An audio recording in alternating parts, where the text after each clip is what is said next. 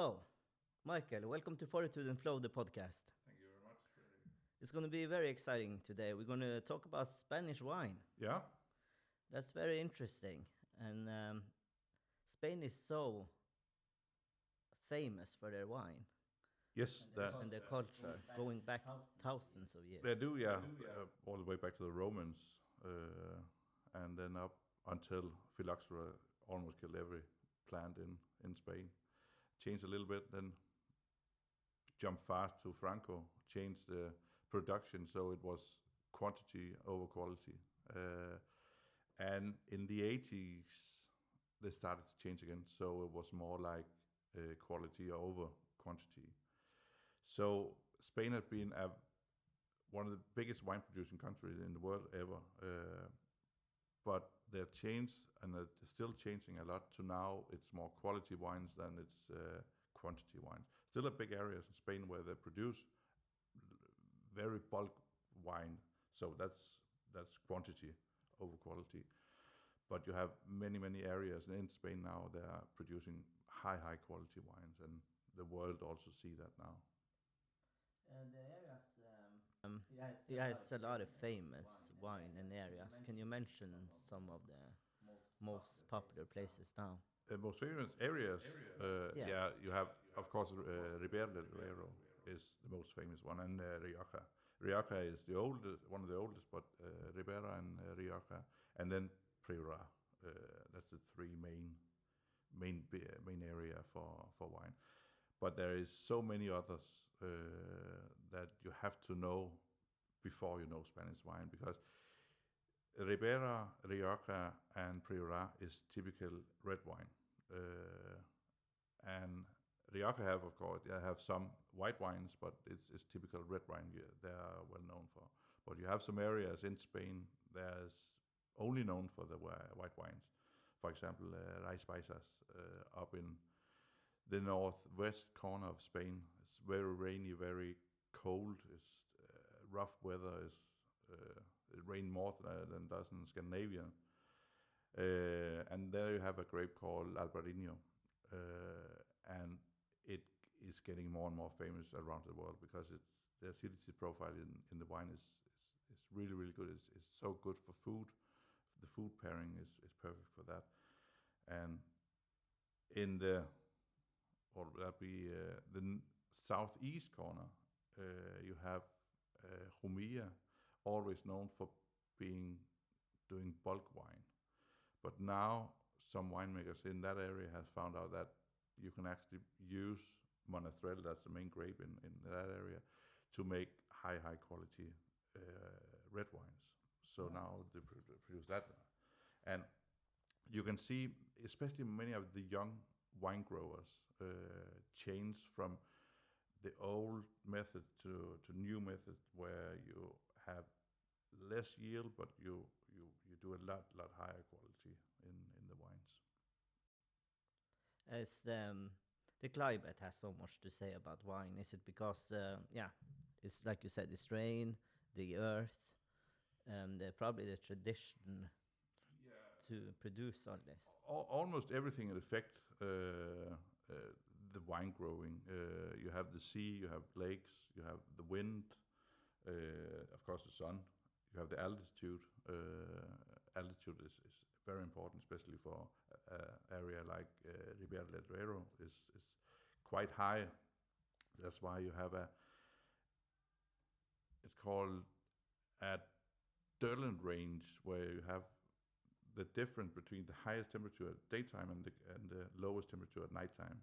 And when you go into an area like Ribera, you have it's very large. You have a very high temperature, around 40 degrees in daytimes, and you can have down to 10-15 degrees at night times.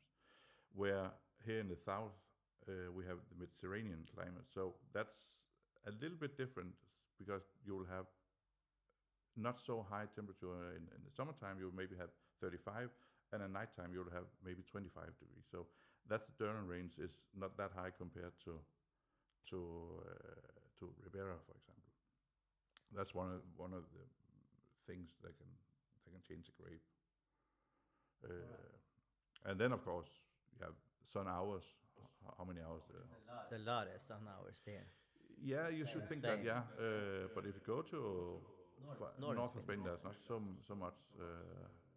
It's a lot greener up there, and yeah, a lot of rain and wind. Yeah, you have the mountains. I mean, if you come past the mountains, it starts to be very rainful, and you call that also the green part of Spain because it is green, and that's because of all the rain. And when there are rain, there are also clouds, so fewer sun hours.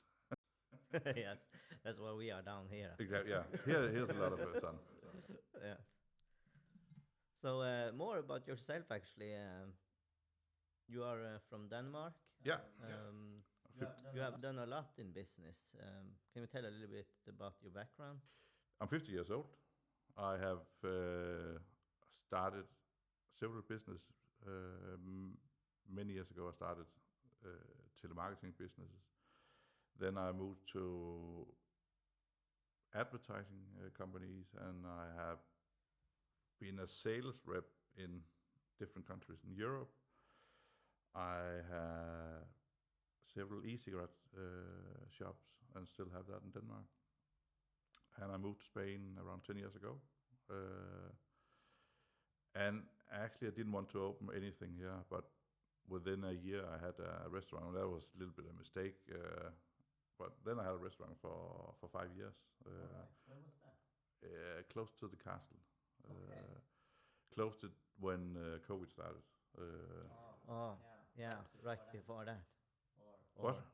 Right before COVID started. When Spain was closed down, Okay. then we also closed the restaurant. I also had a wine bar, cocktail and wine bar, and also that closed 2 years ago. I opened it just before COVID, but I had a good agreement with the landlord, so I didn't pay so much in rent, so we can go through the COVID. But that's good at least. it was, yeah. And then up to the supermarket. I opened a supermarket. What is it? 3.5 years ago. Yes. So yeah. And the supermarket you have now, you import Danish groceries there. Yeah, 90% is Danish. Scandinavia. Yeah, 90% is Danish, Yeah. and the rest is from Sweden. Yeah, and then I have a wine company in Denmark also, a wine shop, and we import wines to Denmark from Spain, but also from Germany and France and Italy. Wow, all that. Yeah. So yeah, you've done a lot. Very impressive, actually. Very. I think that what separates Spanish wine from Germany and France wine?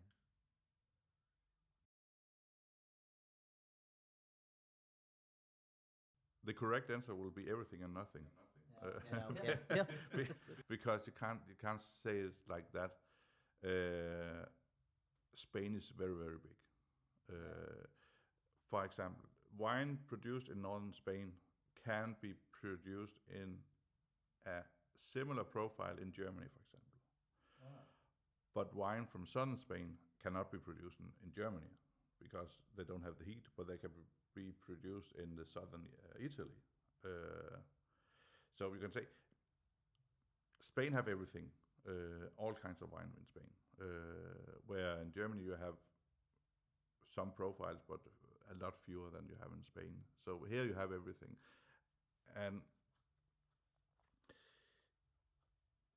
Spain is very, like every wine producing country in the world, are very affected by France because most of the wine growers in the early days, they were French people moving from France, moving to new settlements like Spain or Italy or France.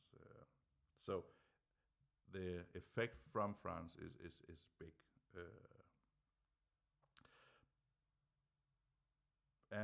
But I cannot say there's you have the climate here, but that you also have in Italy. Yeah, they are all very famous for wine there. Exactly, yeah. And all the other countries too, but they, yeah, like you said, taste different. It tastes different, yeah. and And the quality, maybe. I Yeah, I've heard it's good. Other places do. Of so course. what? I've heard it's very famous. The white wine in Germany, for The white example. one is because it's cold. The latitude is higher, so you have colder weather, and that means the white wines produce better under colder in colder weather. So you have higher acidity. You have because you can't fully grow the grapes, so there will be much more acidity. Now you have the global warming, and that gives actually Germany a boost in the heat Okay. because Yes. now they can fully grow the grapes.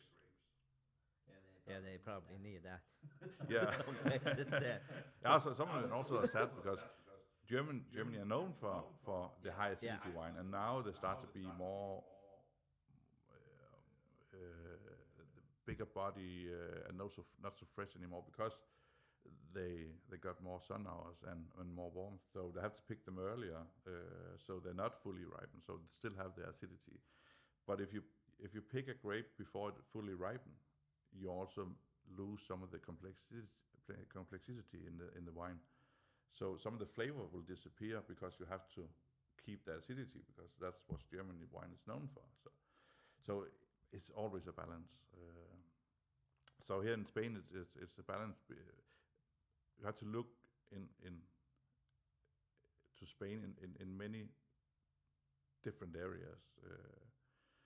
There is many big main areas. For example, you have in the southeast corner, you have Jumilla, Yecla, and all the Alicante wine. They're producing more full powered wine. Most Spanish wine is known for you have a big body, you have high alcohol, a lot of flavor, a lot of berries and stuff like that.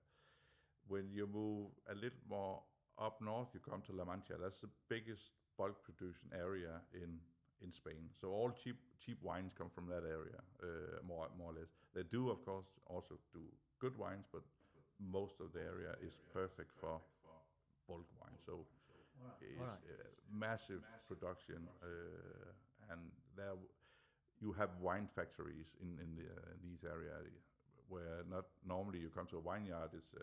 It's a farmer have one or two employees and working with the wine in there. If you go to La Mancha, you have big factories where they work like this is a factory. If you then move more north, you come to Catalonia, where you have the Cava. You start to also come a little bit up in altitude. So that means you can get more acidity. Then you have the Cava. Spain is very known for this is their style of champagne, and you need that the fresh. You need the acidity come from the grapes up there, but you also have Garnacha. We'll taste later. We'll taste Garnacha, and that come. Yeah, I'm looking forward. That come from that area. It's perfect for Garnacha in that area. Then you move a little bit inwards. You have Rioja, you have Ribera, and you have Toro. Main grape there will be Tempranillo. Big, powerful wine.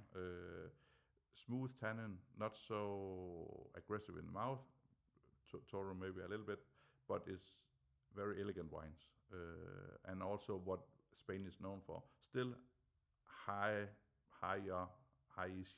in alcohol. 13.5%, 14.5% alcohol. Yeah, very strong. Strong wines, yeah.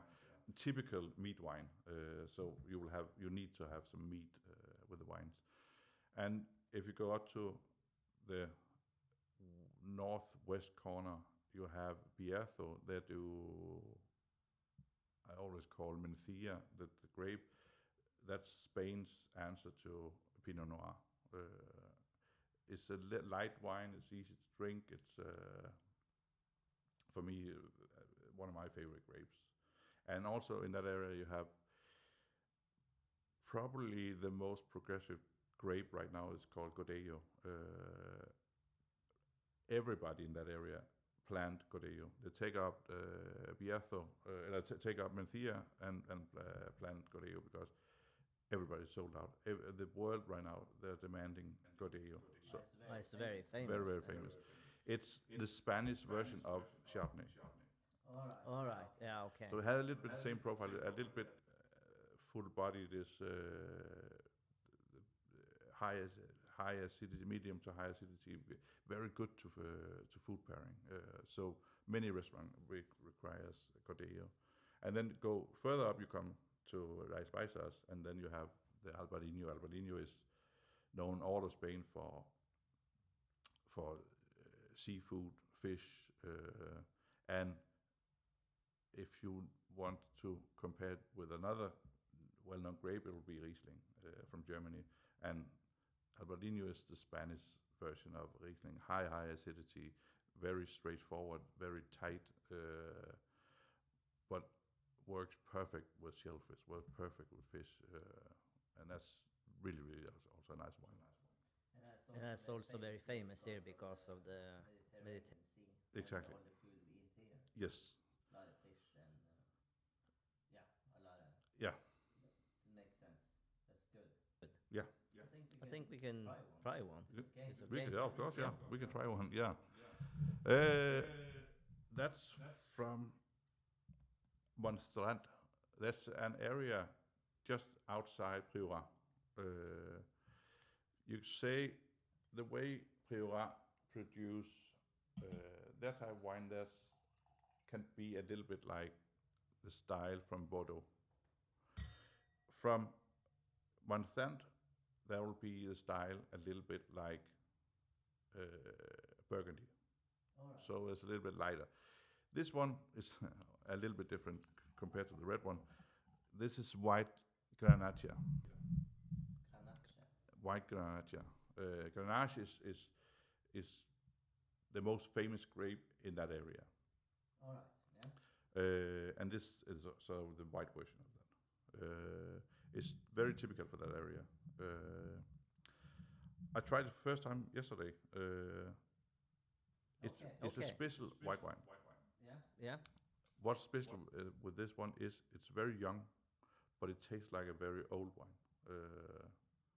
And my first thought was when I tried it was like this is like an old white Rioja wine. Same area up in that corner of Spain, but I would never guess it was a young wine. For me, it's a very interesting wine, a very food-forward wine. So we should have food for this wine.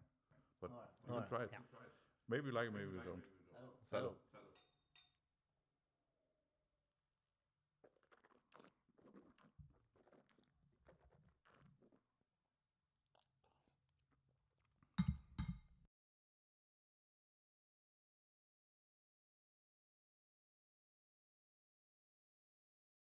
It was a lot more taste than I thought it would. Yeah, So I can. This would be very good, I think, with some the small fishes you have here. Or could be some- like a Bocadones and something like Yeah. that. And the acidity in this one is very high. So it's not a wine you go outside and sit and enjoy it in the sun because it's too heavy for that. It's full bodied. Your mouth is full of flavor still. Yeah, it is. And it really is. you can feel alcohol is also quite semi-high, is 13%, but it's nipping on in your mouth. It's like a tannic wine. There's not so much tannic in it, but for a wine to be to sit and investigate. I love these kind of wine because you find new things in it. You have a lot of, for me, matured apples. You have, when an apple turns brown, in it, Yes. some of that flavor is there. Of course, the acidity comes from green apple. There's lemon. There's lime. But the taste is still in the mouth. I think it was very good. You like that? Yeah, I do. It was very refreshing. Fresh. Yeah? It feels like that. It's like it was not dry or it's not too sweet. No. It leaves a lot of taste and yeah. For me, also it's a very nice wine. Never tried this before. White Grenache? No, it's not a. Again, It's very new. the problem with wines in these styles also cost a little bit more. I will guess this one in a restaurant will cost around 35 to 40 euros. Yes, of course. We should definitely talk about prices when it comes to wine Yeah. too, because it's so yeah. The big variety, of course, is the wine that get produced, but also the quality and of course the price. Yeah, and when you have, I remember when we had the restaurant, so many, especially tourists, go for the lower end of the pricing in the wines, and that's a little bit sad because you get so much more just to spend maybe 5, 6, 7 euros extra. It's a completely different kind of wines, and that's when you have the normal house wine here in southern Spain, normally cost 15 to 20 euros. That's the factory produced wines, and there's no love, nothing. But you get the same every time because they're produced. There's a lot of them. Yeah, but wines like this change from year to year because they don't have so many plants. This one they produce 3,000 bottles a year, and they always sold out, but they cannot change the weather. So if the weather has been bad, the wine will not be as good that year than if it would be perfect. It will be a little bit better. And that's why I'm guessing also why wine is so unique and you can collect it. Yeah. Because one year is better because of like what you mentioned now. Could be the weather, could be like you said, the climate in Germany is changing. So that's why you can collect wine. You always have the winemaker also because in a bad year the winemaker have to work really really hard, be over the wine all the time, change it, see what happened with it. Where in the good years, of course, he has to still work hard, but it's in a different way. It's more when is it perfect. A good winemaker can work really hard in the winery and make it as good as possible. But there's a lot of work when it's a bad season, a bad year. The process is very long and for a wine to get created, or It can be, yeah. It can be. Again, the bulk wine is just in steel tank, or in the factories there in silos. steel tanks. Yeah. Okay. 5,000, 10,000, 100,000 liters of steel tanks just waiting to be produced. I've seen a 60,000 steel tank, and from it was in the steel tank to it was packed in a paddle, it took less than an hour, and no person touched the wine. It was just pure mechanic all the way through. And at that point, I'm very romantic about wine, and for me, there's no romance in that. No, it seems to be very mass produced, just and also But that's also maybe that's the wine you can use to create food too. but it's a way to keep the price down. You don't have to pay labor. You don't have to pay anything, and as long as you can sell wine, you can go to the supermarket and buy a wine for less than €1. Yes, you can actually here in Spain. There's no love in that. No, you can get drunk. Yeah, you can get drunk for sure. Yeah, I'm still amazed because for €1 is still a lot of process where you have the materials, you have glass, you have labels, you have transport from the winery into the shop. I've been thinking, how can it be that cheap then? You have to buy a lot. Mercadona. Exactly, like that. Yeah. So yeah, Spain is doing better and better. Spain has the biggest area in the world of wine fields, but they're not the one producing most wine. And that's a good hint to Italy is the one who produces most wine in the world on a smaller area than Spain. That means they are more into quantity than quality. Yeah, exactly. Yeah. So Spain now in all this changing, they take less grapes, they cut more grapes off, and only use the best grapes to make the best products. And that's why also Spain is getting stronger and stronger worldwide. But in general, Spain has a problem in the world, and that's they're so bad in sales. We have, for All right, example, they are. very, very bad.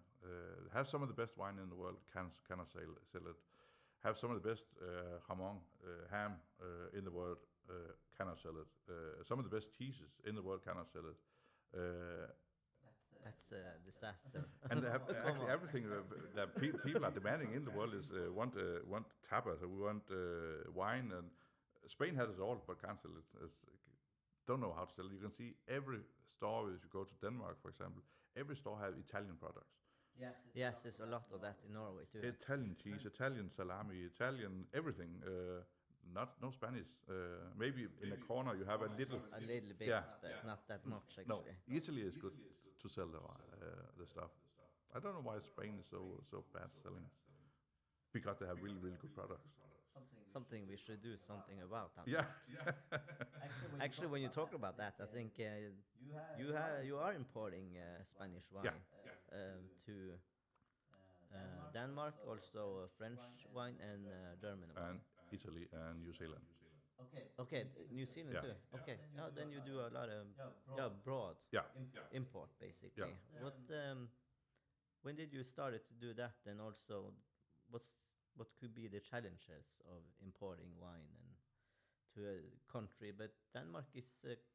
It seems to me that people in Denmark like drinking wine, so it could be. You must sell a lot of it then. Yeah, we do. But it's also hard to sell. It's getting harder and harder to sell. People are drinking less and less. Okay. In general, yeah. They're more healthy. The demand for alcohol-free beer is really increasing. Also for alcohol-free wine. The problem is alcohol-free wine is, to be honest, not that good. No, probably not.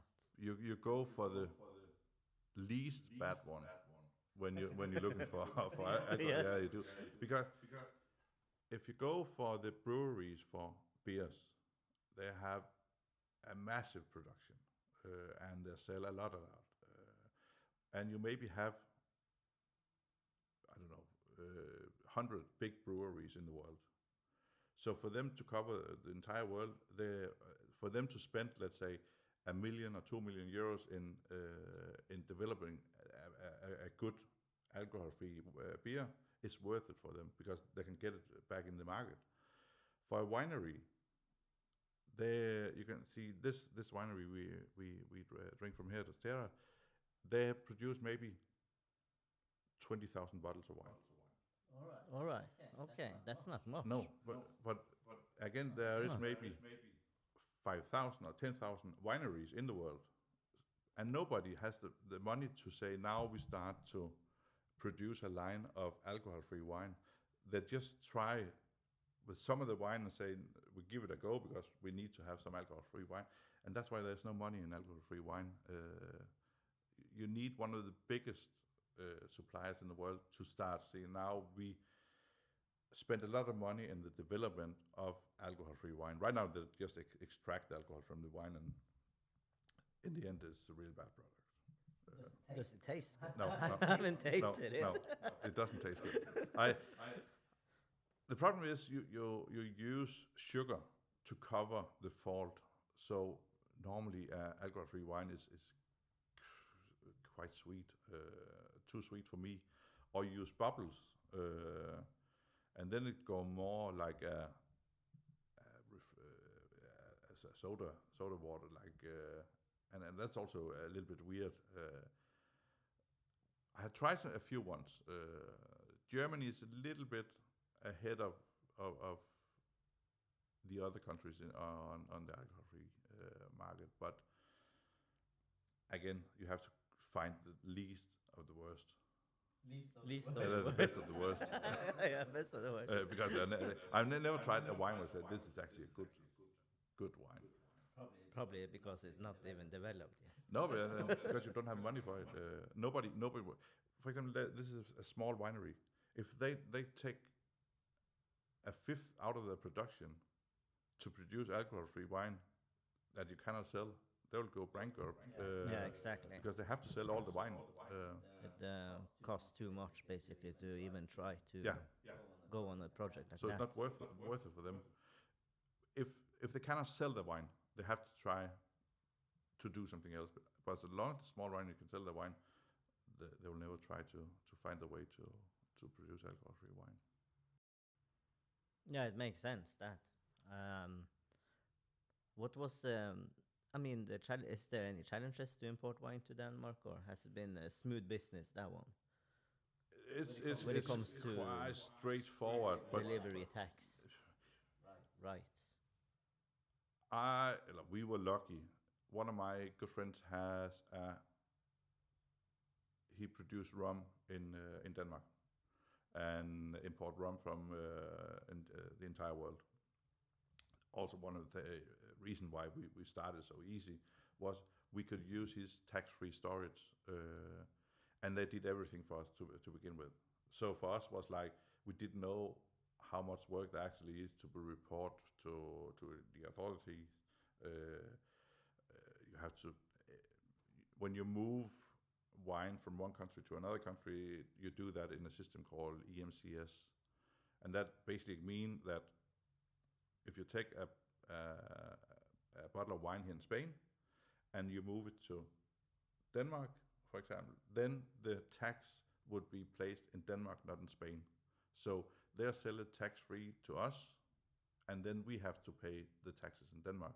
So that basically means you can move the wines around in Europe without paying tax before it reaches the end destination, and that you have to report. So the Spanish winery, they report to the central system, EMCS.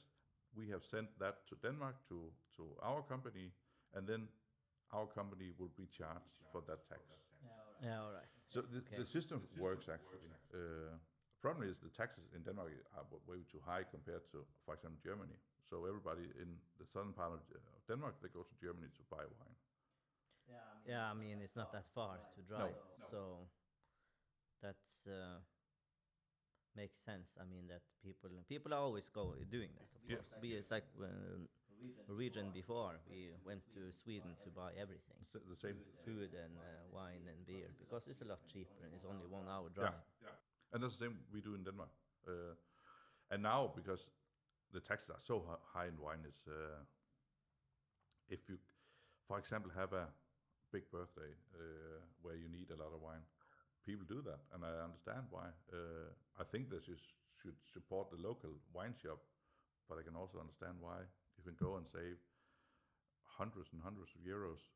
It's a lot of money for most people, of course. Exactly, yeah.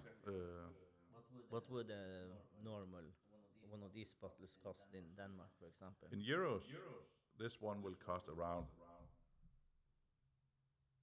I would think around 30, 40 euros. Yeah. A little bit the same as in a restaurant here. Will cost in the shop. And if you go to a restaurant, it will not probably be around 75 to 100 euros. Yeah, it's sound more about right than same in Norway. Yeah, it just goes. We know how to we know everything costs a lot. Yeah, exactly. Yeah. We can try another one.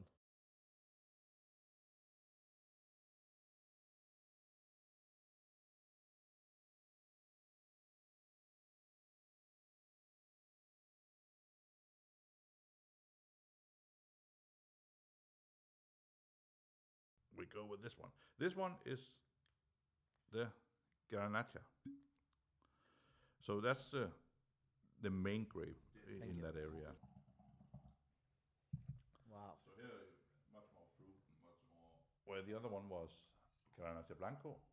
This is just Garnacha. Just on the smell, is it very So strong, here, this you one? much more fruit and much more. Yeah. But it's also quite high in alcohol. But that's typical in that area. This is 14.5%. But you cannot, when you try it, you cannot feel the alcohol is very, very well integrated in the wine. And that was my biggest surprise yesterday, was actually how well the alcohol was integrated in the wine. Skål. So Yeah, skål.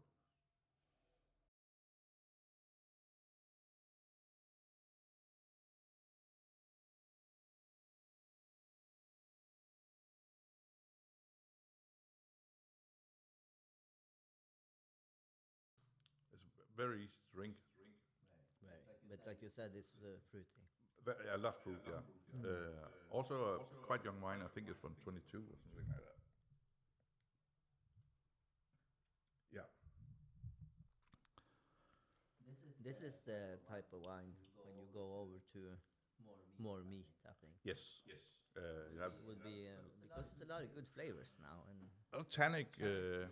Again, one of the wines with a long aftertaste. And typical, that's a quality stamp when you can keep on tasting new flavors. If you have the cheap house wines, it just dies, just like water. yeah, and it's just easy. Yeah, where this one is a little more heavier. It's you sit and you still have the wine filling your mouth, and you can still taste it. You can still taste a lot of blackberries, general black fruit. You can taste. Yeah, I think good too. Yeah. But I think probably most wines are. Yeah.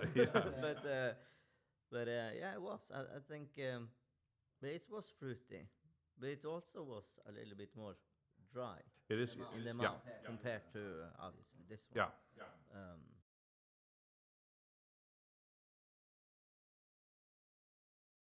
Which area is this from? Monsant, up in Priorat, up north, Up north, yeah. north east, up north of Barcelona, northwest of Barcelona. I mean, it was good. It's very round in a It way. is, yeah. I'm just I don't know much about wine or anything, but of course I like what I taste, and but also how it feels. Yeah. Yeah. And you can feel this if you have a steak or you have a steak or a pizza, for example. Also good for that because it's so round. Yeah, it was very round. Yeah. And also, I think that this wine would be, you can use it for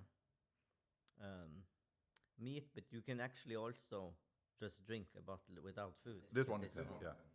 because it's not too heavy. No. That's what I meant. Yeah. It's not too heavy. No. You can sit, especially if this is, for me, this is perfect temperature. It's not too warm, but it's not cold, but it's still a little bit under chilled. Then it's perfect just to sit like here, just sit and have a glass of wine and sit and drink it. For me, that's perfect. You also have mentioned, of course, a little bit about how was it for you and your experience to move to Spain. A lot of people are wondering how is it to move to a new country, culture, language, everything, and also especially when it comes to open up a new business outside your home country. Could be a lot of challenges. Yeah. I have done it a few times. When I had my old job, I opened a business in Sweden and Norway, Finland, and Belgium, and Czech also. You lived a lot of places. So yeah, only lived in Czech and Belgium, and of course Denmark. And I've always been traveling a lot around the world. So move to Spain was, I never thought about moving. It was just like, now I'm here. It's so easy to go back to Denmark. It takes 5 hours, 6 hours. Then you are from here to when you are back. It's not far. No. So It's not that expensive to travel either. So. people have often asked me how could you decide to move to Spain? I was like, just did it, and I never thought really about now I'm moving. maybe that day when I moved, that was a little bit weird, but It's very comfortable when you first come here and Yeah. you settle down here and stuff and starting to get at least some friends. So Yeah. you know people. It's very easy place and it's very social place to be. it is. Everybody is in same boat. Yeah, same situation. Yeah. I came here and I also had an idea to. I have to learn Spanish and I have to get new Spanish friends and so on. That's harder in a place like Fuengirola because most Spanish people here are quite good in English. So when you can hear you struggling really in the Spanish, they just go straight to English. So you never really learn the Spanish. It didn't help. Our restaurant was an English restaurant, so everybody spoke English there. It didn't help for the Spanish either. So. Well, we gotta learn ourselves here basically, but if we can surround us with Spanish people and try more. But I agree. But it's like you're missing out if you don't know the language. Yeah, It's a lot of things we're missing out on, and it's a lot of communities, or for example, really integrate into the Spanish way of living. We had. I was lucky. I got Spanish friends after a few months that I've been here, and Spanish people are very warm, very open, and I was from day one invited home to them. So I know all the family. I'm invited to every family reunion, Christmas, New Year's, everything. When they go to on vacation, we always invited. And there was also, even them also speak really good English. They both have been living abroad, Spain, so their mindset is also a little bit different than the Spanish people. But still, the Spanish people that I know are so open-minded, so warm and welcoming, and we could learn a lot from them because they can understand why we are so Introvert. yeah, exactly, yeah. Isolated. And strange. And strange also, yeah. Yeah, but we are isolated up in Scandinavia when you think about. Yeah, we like our homes. I mean, yeah, we like our homes, but also the weather. We don't go out that No. much. It's not that much sun is here, and I think it's like it's just different culture in a way. But I still have it in me also. When I'm finished working, I look forward to go home, and like we do in Denmark. And my Spanish friends cannot understand why. Now you're off. Now you go. Now we go straight Yeah, go out. to a bar or a restaurant. How easy we can meet in a couple of hours, or maybe tomorrow. I agree. They can be a little bit too more social down here. As Yeah, well. exactly. Yeah. Sometimes we like our distance. Yeah, I agree totally. So try the next one. Yeah, we should.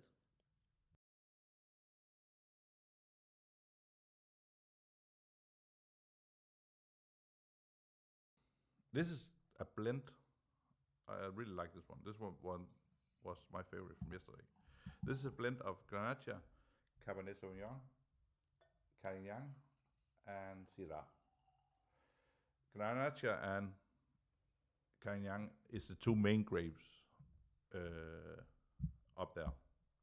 Syrah and Cabernet Sauvignon is they can grow there, can grow well, but they're only used as support grape. So they can give some structure, they can give some. Hopefully, you can find a little bit of pepper in this that come from Syrah. And Is it more? I don't know if the right word. Is it more acid in this or something? shouldn't be. No.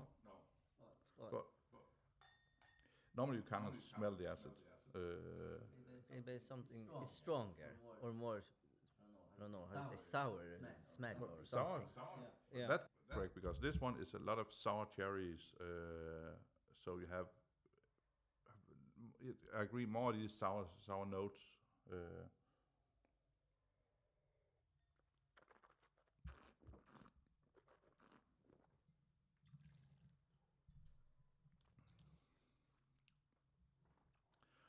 But if you feel the salvation now, or not so the drool in your mouth, keep running. That's because the acidity is so high, and that's the way Yeah. you can feel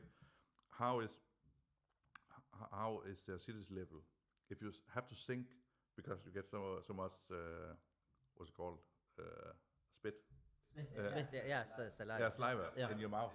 That's because the acidity, your mouth starts producing, Okay. and then you can say the acidity here is very high, That's how you know, yeah. and then you can feel the tannic. It's like you have the saliva, but your mouth is drying out at the same time. So it's actually two opposite. It's very drying. Yeah, and that's a tannic. And the tannic works really. If you have a tannic wine like this one, it works really well with meat because the tannic is an enzyme, and the meat is a protein, and these two work together. So you have Must be very good with me. it's very good with meat because also the tannin is so high in this one.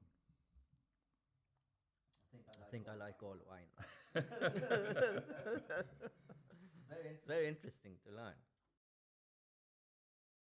This one I like is the balance in this one is really nice, and it's not a wine to sit and drink. This is more for Exactly. The other one, the gun we got before that one, is more drinkable, just like sitting here, sit and talk. Yeah, relax and Exactly. chill. This is for a good dinner. This is for good basically. dinner. Yeah. Next one is more heavy. Yeah. That's the most heavy one. Also the most expensive one.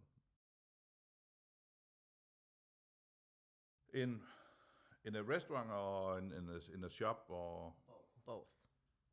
I would say in the shop that one would cost around 40 euros, 45 okay. euros. So around 100 euros in a restaurant. That was very good. I'm getting hungry now. Yeah. We have a small cracker. Yeah, we do have that though. Yeah.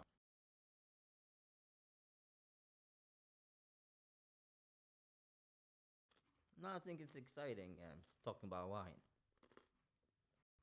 It is. Mm.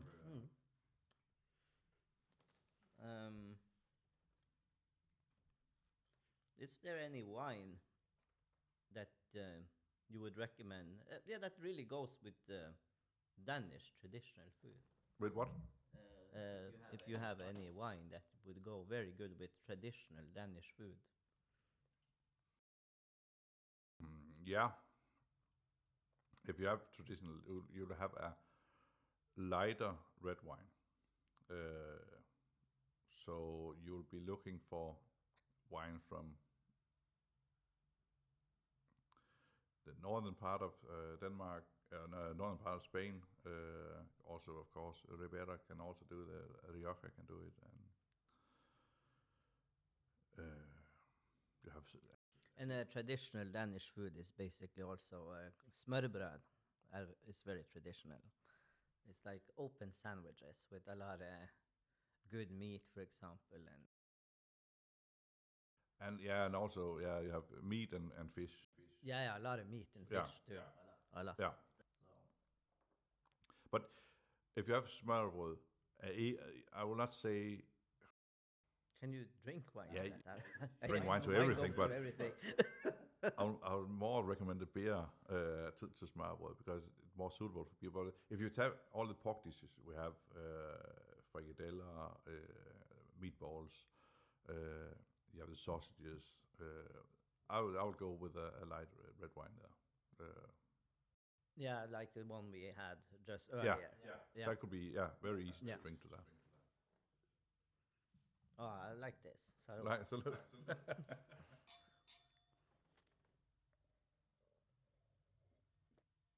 this is how a podcast should be, huh? Say what? This is how a podcast should be. Yeah. Let's try the last one. That's a little bit different.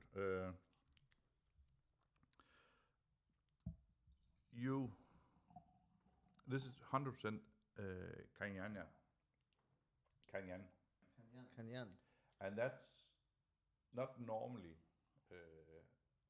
a plain variety. Either you like it or either you don't. Or either you really like it or you hate it. This smells totally different from all the Yes. other ones. So much stronger and a little bit strange smell, actually. A little bit like red cabbage. Yeah. A little bit over that. Yeah. Isn't it? Yeah. So It's fermented cabbage. yeah, fermented. Yeah. That's the word, fermented. I was thinking, where have I smelled this before? And it was when I opened the Surström. Not that bad. No, not that bad, but But there is some fermented. I would say red cabbage. it must be very heavy. But you have also the black cherries. You have plums. You have all dark fruits. But then also you go for bay leaf. You have a lot of spices also.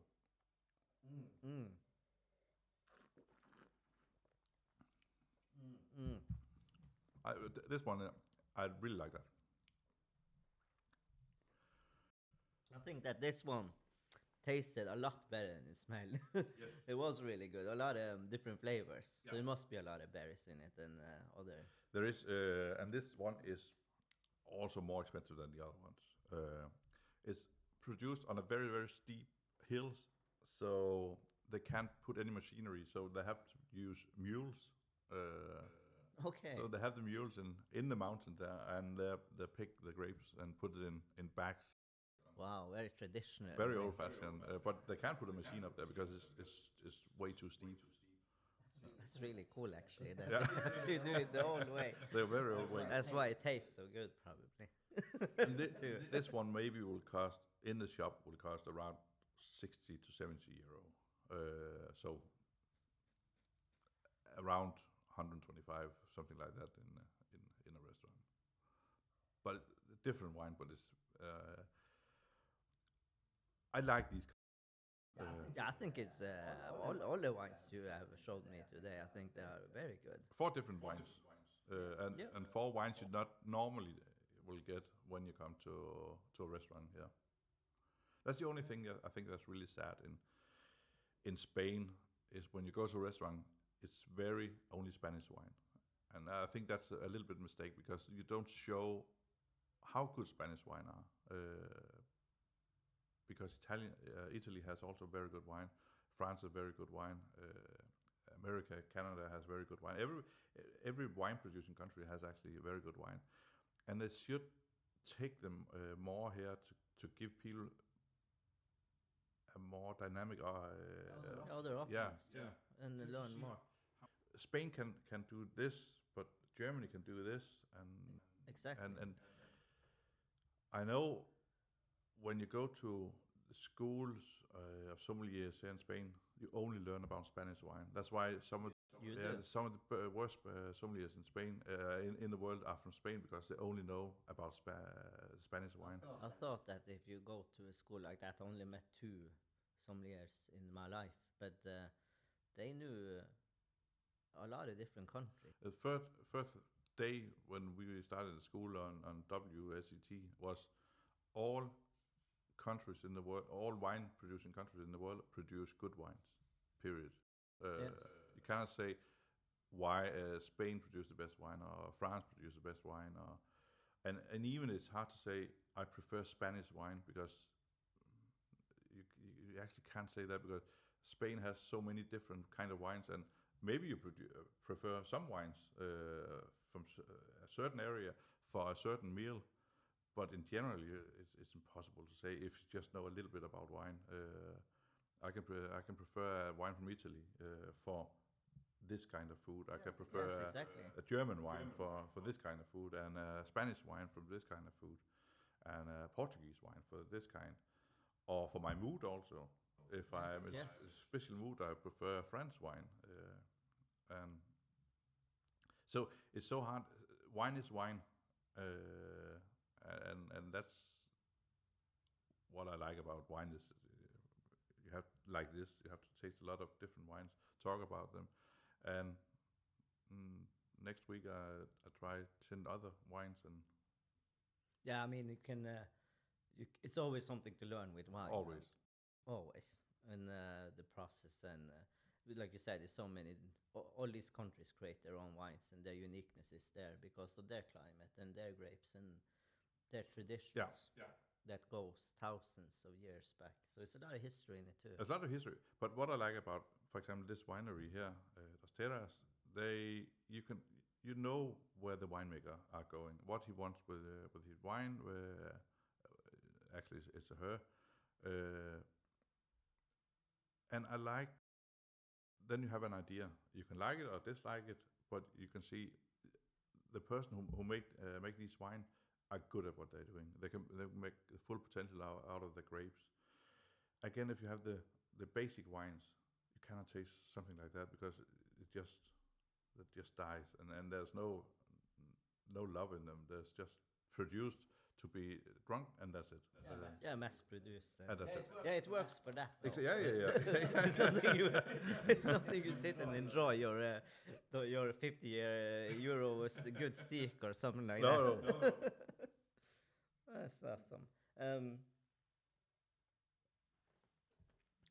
It's good. It's a good day. Good day in Spain and drink wine. It is. Every day is a good day to drink wine. It really is. I've also know that Spain are very famous for their sherry wine. Yeah. From Jerez, for example. Yeah. And what's so different with that one type of thing? Wine. It's a fortified wine. Fortified means that you put spirit in it to get it up around 20% alcohol. So it's a stronger. Yeah, it's very strong. Yeah. I think you have the oldest wine bar in Malaga from 1800 something there. Yeah. And they have the sherry wine on these big barrels. Yeah. And that's it's very strong. It can be sweet. It can be a little bit more bitter. It's a lot of flavor. There's a lot of flavor. Most of them have that nutty almond flavor. It produced very different compared to normal wine. It's much longer in the barrels. They're under a layer of yeast called flor, and it's much more complex producing than producing wine. And it's like champagne. You're only allowed to do it in a certain area. You have Puerto de la Santa Maria and Jerez de la Fontana, and then you have, I think the town is San Luca, by something. If you point that's a triangle. Within that area, you're allowed to call that sherry or fino. Normally it's called fino if you go into a Spanish bar, or Jerez. Jerez is normally just a name for a sherry. Yeah, okay. If you say sherry to a Spanish person, he don't know what you mean. It's only up north. In Spain, they don't know what sherry is. So it's more, but that type of wine is very more specialized Yeah. from that area. It's like champagne. Champagne, you're only allowed to call a bottle of champagne if it comes from the area of Champagne. And that's exactly the same with sherry. It's that triangle. You have Jerez, one town, you have Puerto Santa Maria, another town, and then you have San Luca, the third town. And if you do like these three towns within that area, there you can produce sherry. I think that's also very. Every time, not every time, but a lot of times when I go to Malaga, I go in there and have one. Yeah. Small. I can always recommend to go to Jerez and take a sherry tour. Yes. Because there's so many different kinds of sherries. But sherry is something you have to learn to drink. It took me many years to like it. I started to hate it. I could like the very sweet one, Pedro Ximénez. Everybody can like that. Because it goes down. Yeah, exactly. So, but if you then come to Jerez and you can see young kids, 16, 17 years old, drink it like it's like we drink Coca-Cola. And it's like, how can you drink that? when I was 17, 16, I was addicted to sugar. There's just zero sugar. Some of the hardest wines to drink, they just drink it like that's easy. So that's what I mean. It's you have to learn, and if you grow up with drinking sherries or vino, you like it. But you have to understand it. I'm gonna definitely explore that more, and also I'm gonna explore more wine because I live in a very beautiful country where there are so much good wine. Yeah, So, and yeah, I've been drinking my share of beer, so I think it's about time to expand and try more wine out and with good food and enjoy what you can drink. Yeah. Because there's a lot of good wines you can just you will enjoy. Yeah. It's something, and if you get interested in it, you can have some passion for it and also like a hobby and learn more. But It's interesting. I have to read. warn you also, it will get expensive. Oh yes, probably too. As more you It's go in, expensive hobby. I need more of that. Huh? you can say with beers, it will never get really expensive. Maybe you can buy 6 or 7 euros for a beer, but no, for wine, no. It's not like a 50 euro bottle and even more to 100, and you can it goes up. I would say Come on. to experience the area of wines from 35 to 50 euros. That's a very good area because then you start to get very good quality, and it's still affordable. You don't have to pay 200 euros to get a good wine. You can easily get a good wine in the area of 30, 40, 50 euros. It's harder to get a really good wine when you are in the area of 20 euros. And people say, but I like it. Yeah, and that's fine. And But you are missing out on this. exactly. We just drink wine differently. But I think that's also because the knowledge of it. Yeah.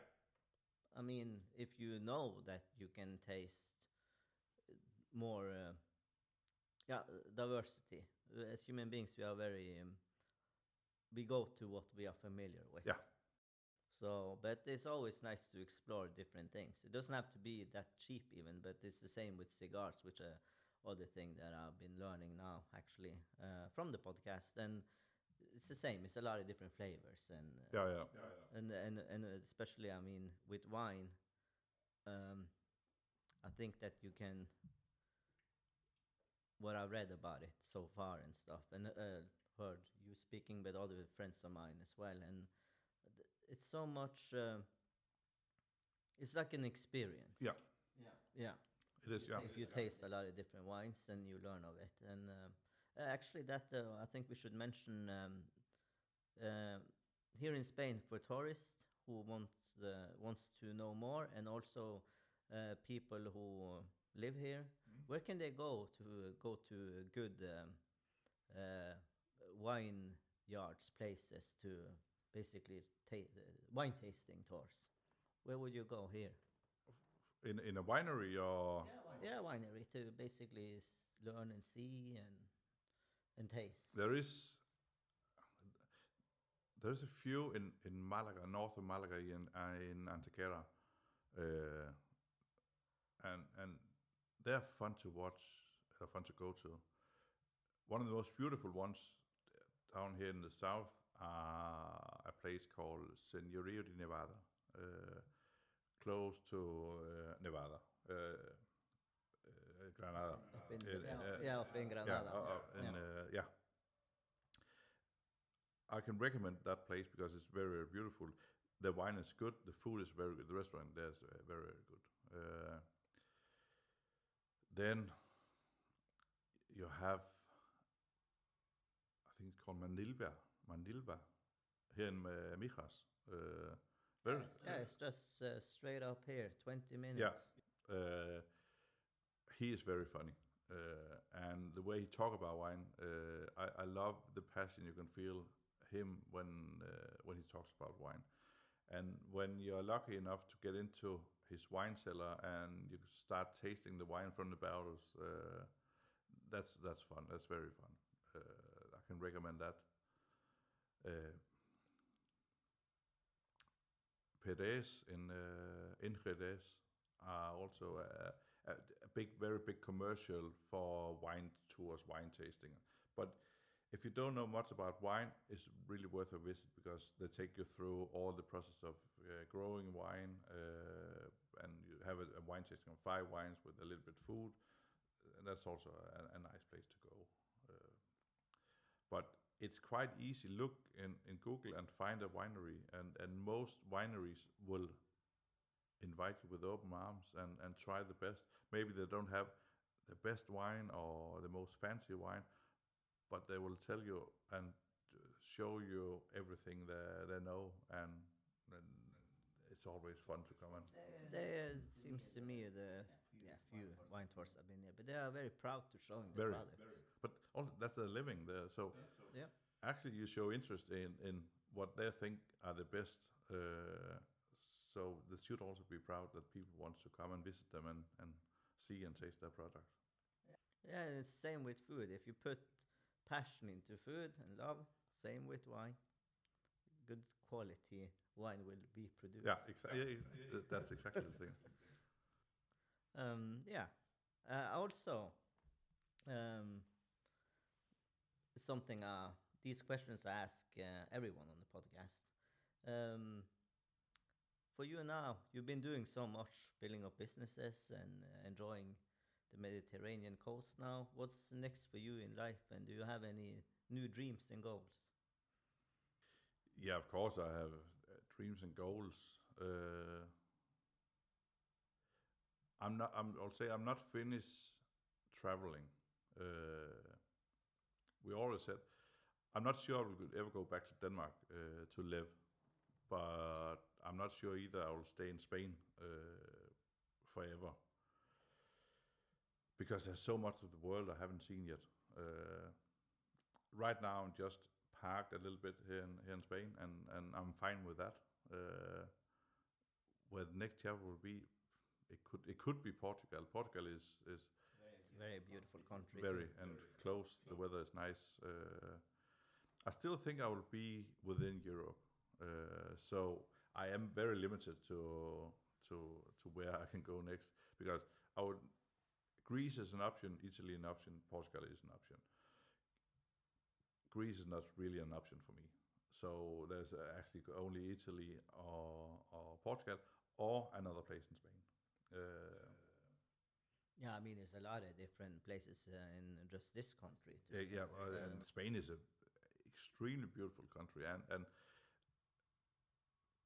3 weeks ago, I was in North Spain for visiting some wineries, but also on vacation. And it's totally different from here, from southern Spain. And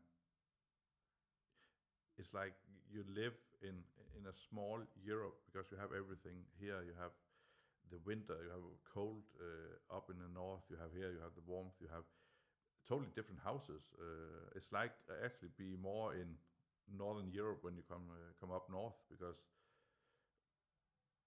like the heating, you have actually heat in the houses up there. You don't have that here in the south. There's nothing.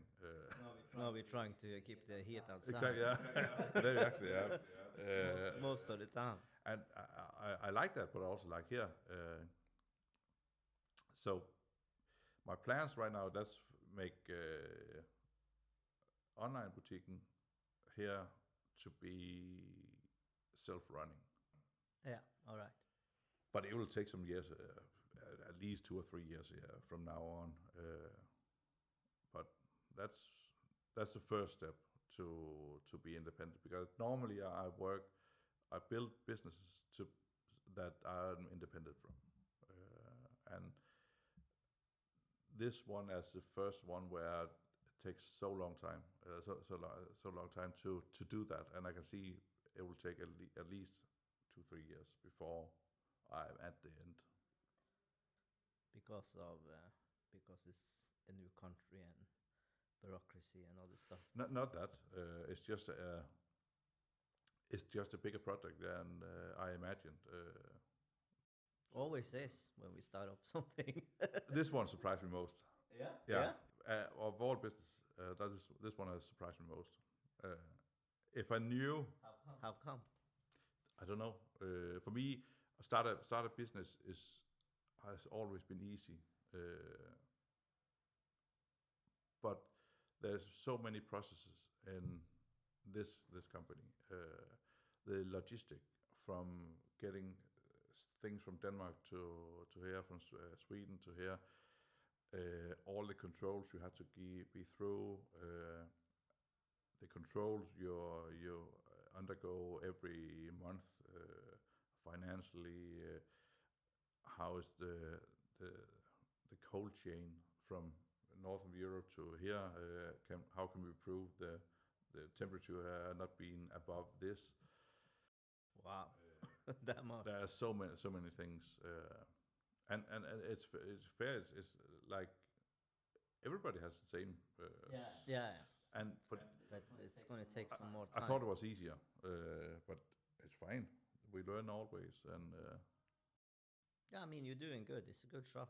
You have a lot of good candy and you have a lot of good Scandinavian things that we really miss down and here. wine, and we sell a lot of wine. Yeah. Actually, we sell a lot of non-Spanish wine. Yeah, okay, that's interesting. Yeah, mostly because we only have 1 or 2 bottles from Spain, and that's because I You can get that everywhere. exactly I want to give an option to things you cannot buy in a Spanish supermarket. Exactly. So we have German wine, we have Italy, France, a lot from Australia. Really cool. I'm gonna try out one of those Yeah, ones, definitely. Yeah. Fortitude, as in the name of the podcast. It means strength. What kind of state of mind, mental qualities, techniques have you used in your life when you are building up businesses, or in generally when you meet diversity? No, you have to know that you aren't right, you're wrong in most of the time, and you have to be ready to change, and you have to be ready to adapt to what your customers actually want, and you have to listen, you have to see, and the worst thing you can do is say, I know I'm right, and not be able to go up and look down and see what's actually happening here. Is it me doing something wrong, or is what is going wrong to do the process? And what I'm really good at is to stay focused on the end goal, change what I think is right, but I never change my end goal, where I want to go to. But the path I thought was online boutique is a really good example, because I have my end goal, and I had a straight path for that, and I could see that was very easy, but it has been like Yeah, a maze to go. exactly. And I try also to talk to the staff about that, when they say the saying the customer is always right. At some point, you have to listen where it come from and what they're actually saying, and what's behind the word, and then you have to react on that. And I think that's my biggest strength, and I'm not afraid to start. I always just start and then change through the process. That's really cool. So basically, be humble, and also have the fortitude and strength to go through, and if you have goals and dreams, and follow up on them, and also be adaptive. Yeah. That's very Yeah. good. So yeah, I think this was a very nice experience, and I learned so much, and thank you for being a part of it. Welcome. Thank you. It was fun. Thank you. Yeah. I think we should do one more salute. One more hour school. Viva España. He was right. Yes. One more thing. These names of these bottles will be in the show notes, and also, if people want to contact you, Yeah. where can they do that? Through this job, I will guess. What do you mean by contact? Facebook, Instagram, or something. Website. Yeah, they can do it through my Facebook page. they can do that. Yes, and we leave those contacts also, information in the show notes as well. Yeah. So people find you very easily. Yeah. All right. Thank you. Thank you. If you enjoyed this episode, it would mean a lot if you liked, shared, and subscribed, and left a comment with any ideas how to improve the podcast. All of this would really help the podcast grow. Thank you for your support.